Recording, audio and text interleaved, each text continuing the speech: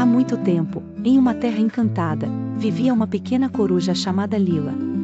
Lila era curiosa e adorava explorar a floresta ao redor do seu pequeno lar, uma árvore oca e acolhedora.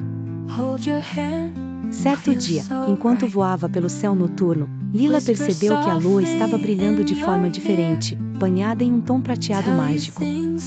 Fascinada, ela decidiu investigar mais de perto. Ao chegar ao local onde a luz da lua tocava o solo, Lila encontrou uma pedra brilhante, que parecia estar emitindo a mesma luz prateada da lua.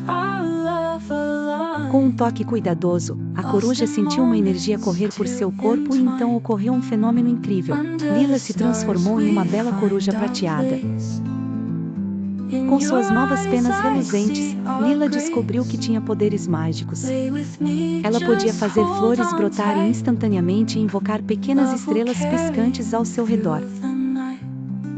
Ela estava maravilhada com seu novo dom, mas sabia que precisava usá-lo sabiamente. Lila decidiu ajudar os amigos da floresta, como o esquilo Zico, que sempre procurava por nozes mas nunca tinha sorte. Com um balançar das asas prateadas, ela fez aparecer um chão coberto de nozes saborosas. Zico ficou encantado e agradeceu Lila com muitos sorrisos. No entanto, Lila logo percebeu que o feitiço da lua prateada era temporário. A cada nascer do sol, seus poderes começavam a desaparecer e suas penas voltavam ao normal. Determinada a aproveitar ao máximo, Lila usou suas habilidades para ajudar os animais da floresta sempre que a lua estava cheia e brilhante.